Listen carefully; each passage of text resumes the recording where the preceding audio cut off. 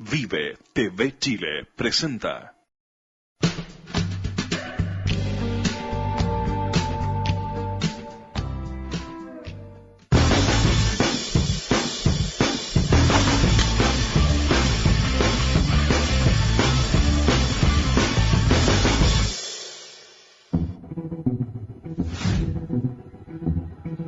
La minería del carbón. Miles de hombres trabajando y rompiéndose las espaldas por un salario mínimo. Los primeros antecedentes de la clase obrera chilena y también de nuestra condición de productores de materias primas. Capitales extranjeros llegando a nuestro país a hacerse la América. Trabajar en la mina durante toda tu vida para terminar con los bolsillos vacíos. Ingresar a la mina todos los días rezando a que no te ocurra un accidente. Y si logras salir sano y salvo, en el mejor de los casos tendrías una expectativa de vida de 40 años. Eso siempre y cuando no hayas contraído una enfermedad pulmonar resultado de años de respirar hollín y humedad. ¿Quién en su sano juicio querría ser un minero del carbón? Ser un minero del carbón del siglo XIX probablemente es uno de los peores trabajos de la historia de Chile. Sueldos inhumanos, extensas horas laborales, explotación infantil. Pero la verdad es que sabemos bastante poco de esa clase obrera, a diferencia de la clase alta de la época. De ellos tenemos miles de documentos e imágenes que se conservan hasta el día de hoy. Conocemos sus rostros, sus hogares, sus costumbres, ideología y hasta, en algunos casos, sus aventuras amorosas. Tenemos fotos y retratos de sus fiestas, de sus casamientos, de sus eventos sociales. O sea, una serie de imágenes de gente que lo pasaba bien. De hecho, muy bien. Pero ¿cuánto sabemos efectivamente de sus costumbres? Eso es lo que venimos a averiguar aquí, la capital del carbón en Chile, Lota.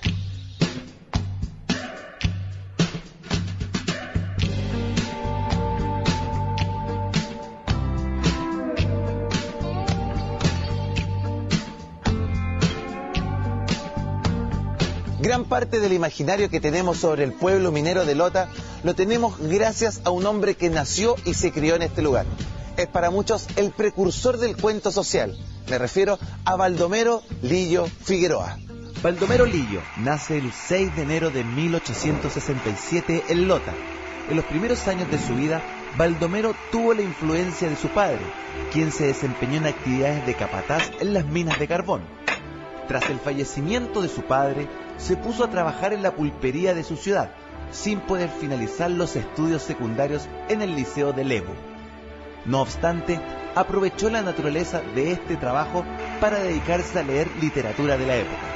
Creció escuchando las historias de los mineros, observando su triste y dura realidad y empapándose a la vez de la narrativa realista y naturalista europea de la época, como Balzac y Solá, y de los grandes novelistas rusos, especialmente Dostoyevsky. Fue así como a principios del siglo XX, Baldomero Lillo escribe Subterra, un texto absolutamente distinto a la literatura que se estaba leyendo por esos días en Chile, proveniente de escritores españoles. Lillo, mientras trabajaba al interior de la pulpería, estaba leyendo autores franceses como Balzac o rusos como Dostoyevsky, que hablaban ya de la cuestión social. Eran textos absolutamente distintos y que hablaban de una realidad que era la que le tocaba vivir a Lillo todos los días. La crueldad, tratos inhumanos, explotación infantil y largas horas de trabajo. Este tipo de textos no cayó nada de bien en la aristocracia chilena, porque una de las cosas que se instalaba fuertemente era el siguiente lema: trabajar, padecer y morir, que era lo que pasaba en la minería chilena. Efectivamente, el autor de Subterra, quien vivió en carne propia la experiencia y la crudeza del trabajo minero en Lota. Gracias a eso, escribió los maravillosos cuentos que hoy en día son patrimonio literario de Chile. Ojo, qué obligación leerlo en el colegio. Esa es la pulpería donde él trabajaba. Y entonces acá, ¿este era el único almacén que había acá? Sí, la famosa pulpería.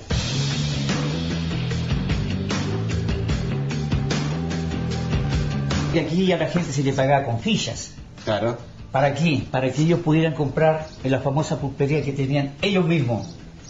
O sea, ¿qué significa eso? Que al trabajador con una mano se le daba y con la otra se le quitaba.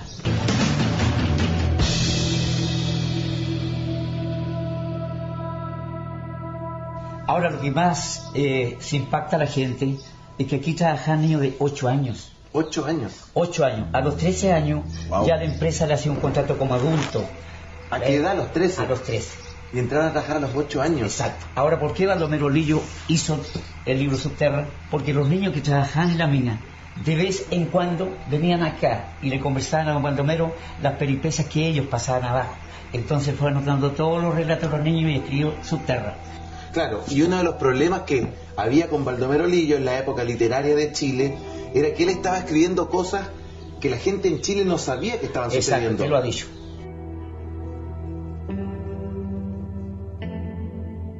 Y Baldomero trabajaba acá. Exacto, acá.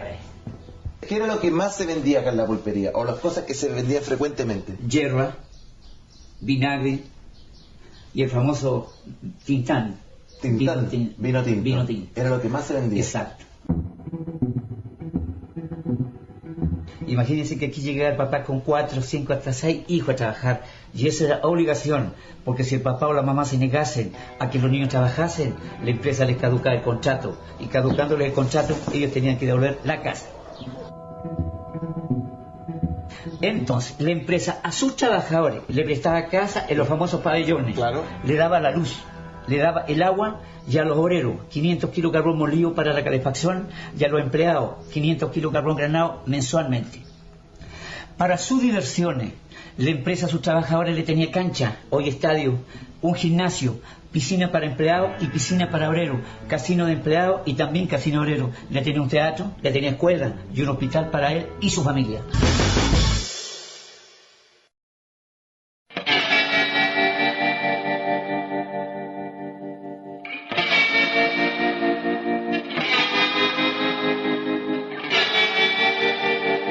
Bueno, ahora vamos a ir al segundo piso, a ver los famosos caches de fierro. Los caches de fierro. Exacto.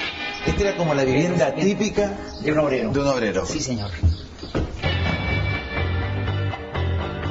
Y esta era la vivienda Exacto, aquí del obrero. Aquí usted puede ver los famosos caches de fierro. Y entonces acá se concentraba todo. Estaba la pelela ahí al lado de la cama, porque agua va, el jarro para tener el agua. Exacto. Durante la noche, para lavarse la cara también, asearse. Y la cama más chica para los niños que estaban... No, esa cama era de la visita. ¿Cama de visita? Sí. Ah, había cama de visita. Exacto. También.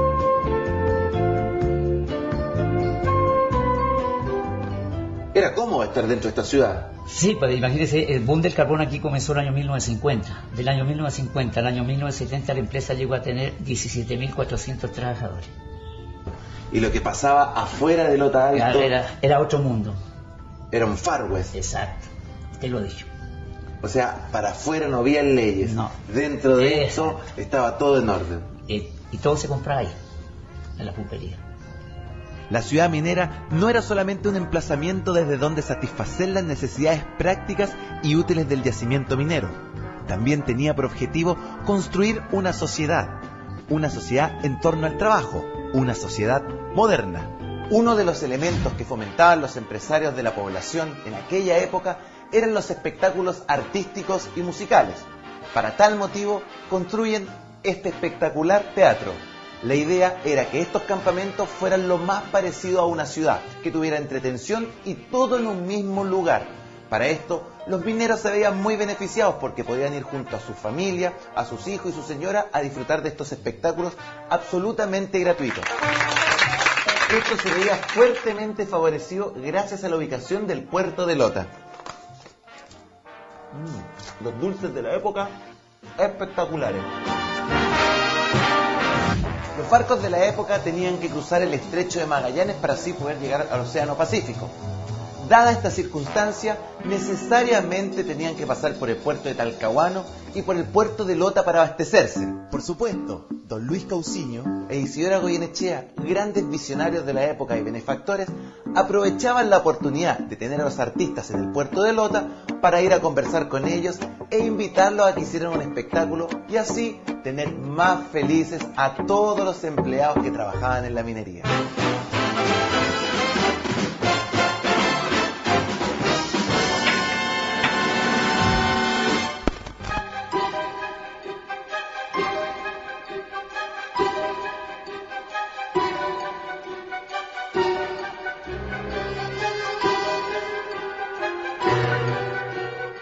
¿Capitán Ahab le suena? No. ¿No oí hablar de Capitán Ahab por acá? ¿No? ¿Capitán Ahab, no? ¿Un tipo con un gorro de copa, no? Que tiene una pata de palo. Ahab. Tiene una pata de palo. Que anda con una chaqueta como negro, un chaquetón negro. Capitán.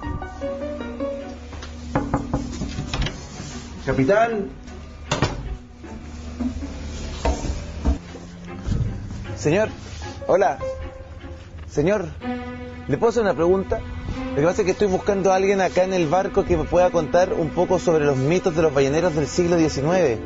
Por ejemplo, Mocha-Dick. ¿Moby Dick? No, yo no he hablado de Moby Dick, estoy hablando de Mocha-Dick, de la isla Mocha, de las ballenas que viajaban, la ballena grande, esa que llegaba hasta las costas y que muchas veces botaba embarcaciones. ¿Mocha-Dick? No me suena para nada Mocha-Dick. Lo que sí conozco es a Moby Dick, un enorme cachalote blanco, salido desde las entrañas de este infierno del mar. Juro no descansar hasta vengarme de Moby Dick. ¡Ay, sé quién es usted! Usted es el famoso Capitán Ahab, de la novela de Herman Melville. ¡Moby Dick! Capitán Ahab, a su servicio. Oiga, pero, perdone, ¿usted no le faltaba algo? ¿No tenía un gancho, un garfio o una pata de palo?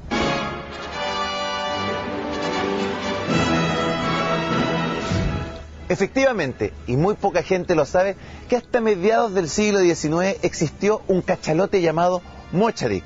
Según los relatos de los pescadores artesanales de la época, tenía casi por diversión botar embarcaciones en el mar.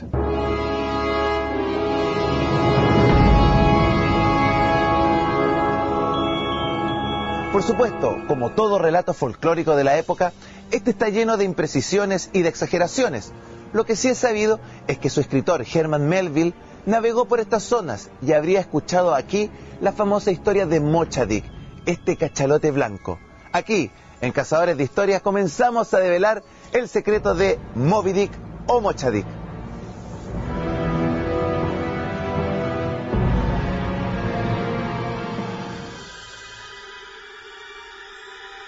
La Mocha tiene una superficie total de 52 kilómetros. En medio de ella hay una montaña que la recorre de norte a sur, que tiene una altura máxima de 350 metros. Posee un paisaje encantador, siendo el hogar de muchas aves y árboles añosos. La Mocha es una de las islas más notables por su historia y su patrimonio natural, de cuantas componen la desgarrada geografía del sur chileno. Es la Mocha las almas de sus muertos, creían los araucanos. Cruzaban el mar desde el continente y se iban a vivir a esta isla, donde encontraban paz y felicidad.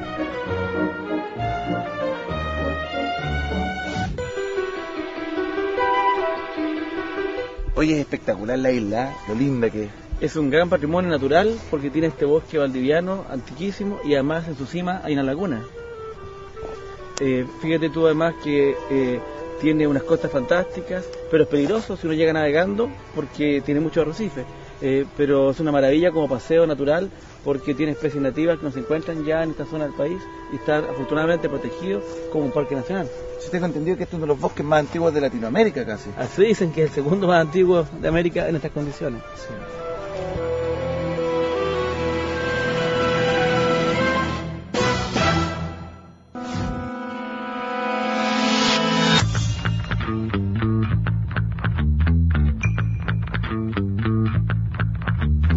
Armando, entonces Herman Melville vivió acá en Isla Mocha o pasó un tiempo por acá por Isla Mocha y así escribe Moby Dick. Bueno, no vivió, pero sí pasó. Herman Melville también fue navegante y se embarcó en un barco ballenero y recorrió toda la costa de Sudamérica, pero nunca paró en Chile. Pero cuando estuvo por acá, escuchó la historia de Mocha, que es una ballena blanca que siempre navegaba por estas costas, y probablemente ahí se inspiró para escribir su Moby Dick.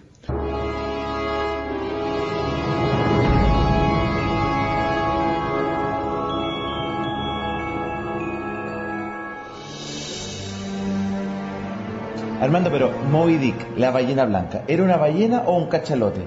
La verdad que técnicamente es un cachalote, porque la ballena, como se sabe, tiene barbas y filtra su alimento. El cachalote, en cambio, tiene esas mandíbulas poderosas con las cuales trituraba los barcos, y con la cual justamente destruyó el pesco del barco del capitán Ahab, que es el protagonista de este Moby Dick, que es la novela más famosa de Estados Unidos. Es la novela nacional, es como el Romeo y Julieta de los ingleses, o el Quijote de la Mancha de los españoles. Moby Dick es la gran novela nacional, y que increíble que estaba inspirada justamente en estas costas nuestras del sur de Chile y de Biobío.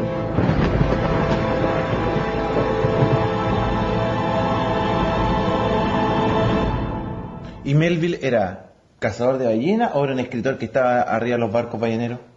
Bueno, era un tipo aventurero, fundamentalmente un escritor, pero lo que pasa es que él leyó una novela que se llama Mocha Dick, que es una novela breve escrita en el año 39, 1839, 11 años antes de su Moby Dick. Mocha Dick. Claro, Mocha Dick, escrita en Estados Unidos, la escribió un norteamericano más loco todavía que Melville, que se llamaba Jeremiah Reynolds, que él creía la teoría de la Tierra Hueca. La Tierra Hueca consiste en que hay otro mundo debajo de la Tierra, ¿ya?, y que uno puede ingresar a él, y el lugar para ingresar son los polos. Entonces Reynolds con otra gente hizo un viaje de Estados Unidos hasta la Antártida, y por supuesto no encontraron el ingreso a la Tierra, y entonces siguieron hacia el norte por el Pacífico buscando lobos y ballenas para poder financiar el viaje. Y ahí entonces estuvo viviendo con los mapuches un tiempo, aquí frente a Arauco, y ahí entonces conocieron la mocha, la escribe en su novela que se llama La ballena blanca, y Mocha Dick, y esa novela es la que lee Melville y le sirve de inspiración para escribir su gran novela americana, que es el Moby Dick que tú me preguntas. Perfecto. Así sí. Que nunca estuvo acá, pero pasó por acá y en esta región se inspiró. O sea, aquí, al frente de Tirúa, octava región, Biobío, se inspira Moby Dick, una de las novelas más leídas en el mundo.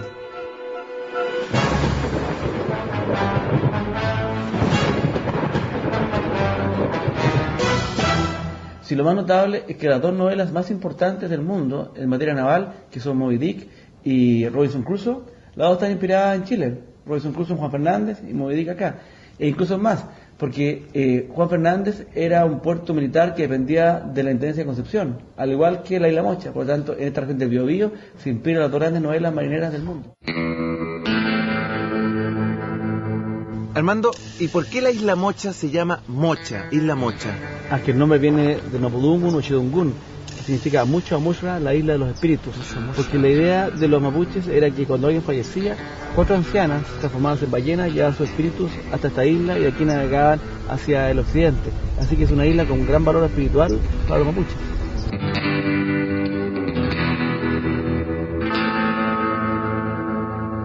¿Y Melville, el escritor de Moby Dick, conoció a los mapuches? La verdad que no, porque a fines del siglo XVII un gobernador, José de Garro, decidió trasladar a los habitantes de esta isla hacia lo que es hoy día el Valle de Concepción, que se llama Valle de la Mocha justamente porque sus habitantes fueron para allá. Es una historia muy triste porque 580 familias fueron tomadas acá y trasladadas a fin de despoblar la isla y que los corsarios y piratas que llegaran no encontraran apoyo ni pudieran aprovisionarse. O sea, sacaron a toda la gente de acá porque podía prestarle apoyo a los corsarios que pasaban por aquí. Así es, y la isla quedó poblada hasta mediados del siglo XIX.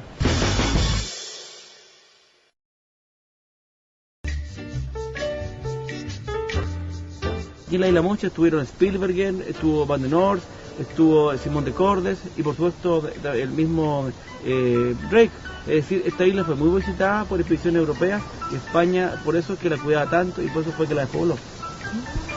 Mira, Isla Mocha, siempre ahí pasando cosas al lado de esta isla.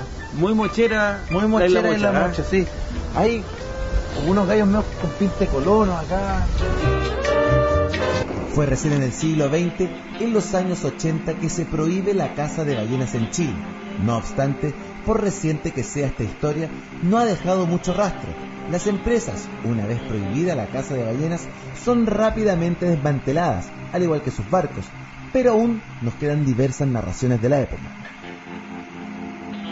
Este escenario adquiría mayor movimiento aún con las blancas embarcaciones de los pescadores que, en gran número, cruzaban el puerto y cuyas velas, iluminadas por el sol, destacaban brillantemente en el horizonte, y por una pareja de ballenas que se habían aventurado hasta el puerto, donde lanzaban al aire grandes chorros de agua. Esto era lo que describía el viajero alemán Paul Trottler en la época, en la medida que se iba acercando a la bahía chilena de Talcahuano, en el año 1860. Pero este relato no solamente ocurría en esos sectores, sino a lo largo de toda la costa chilena. Para esa época, a pesar de la caza indiscriminada, todavía las ballenas eran abundantes y se aventuraban con frecuencia en la bahía. Los testimonios son numerosos.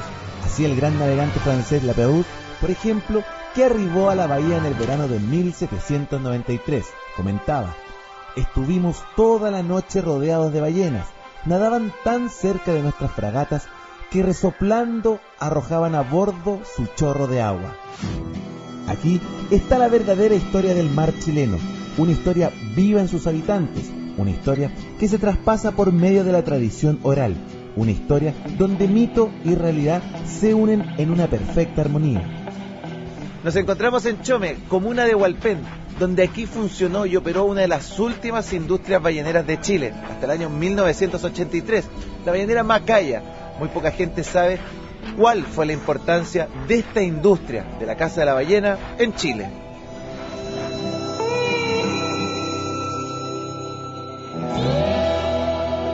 Oye, Armando, espérate, por acá me imagino que entraban las ballenas. Claro, las ballenas las cazaban en alta mar, con un buque, las arrastraban y aquí subían con un winch y arriba eran faenadas, se sacaban tiras de carne para hacer aceite, se cocían, y se cortaba la carne que se exportaba también, se ocupaba toda la ballena y este era el lugar donde se faenaban por la empresa Chome, por la empresa Macaya. Pero espérate, aquí la ballena ya llegaba muerta, ¿no? Claro, porque la ballena la capturaban en alta mar, la amarraban al costado del buque o la amarraban y la arrastraban hasta acá y aquí entonces la hacían subir y antes la trozaban abajo para alivianarla.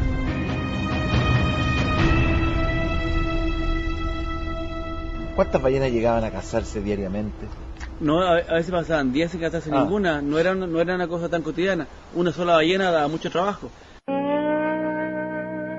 Y justamente esta zona era apareamiento de las que venían desde la Antártida hacia el Golfo de Arauco, que es una zona de mucha alimentación. Por eso era una zona frecuente de ballenas, este sector nuestro. ¿Y eso eran bodegas? Esta era la fábrica completa, porque se almacenaba el aceite, se procesaba, se congelaba, se llenaban tambores. Era un proceso industrial completo que hoy día los barcos hacen en alta mar, pero aquí se hacía en tierra, en las instalaciones de los Macaya en Chome.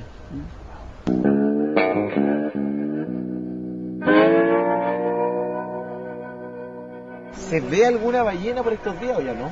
Por supuesto, a pesar que la caza fue feroz y duró más de 100 años, las ballenas están volviendo. Ayer nos contaba recién una señora, aparecieron 2 ballenas, y la verdad que la época de apareamiento es entre noviembre y marzo, y hoy día están volviendo poco a poco porque Chile se ha vuelto un país conservacionista.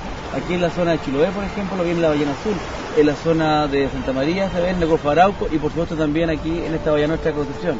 Qué bueno que estén llegando las ballenas nuevamente. Estamos felices que vuelvan porque hoy día Chile es un país que las cuida y las protege. Fue el 15 de julio de 1983 que Chile decide poner fin a la caza de ballenas. Según algunos cálculos de la época, se llegaron a cazar más de 2 millones de cetáceos, gracias a 2 importantes innovaciones: barcos más veloces y el cañón arponero. 30 años después, en Chile, las ballenas nadan tranquilas en nuestras aguas.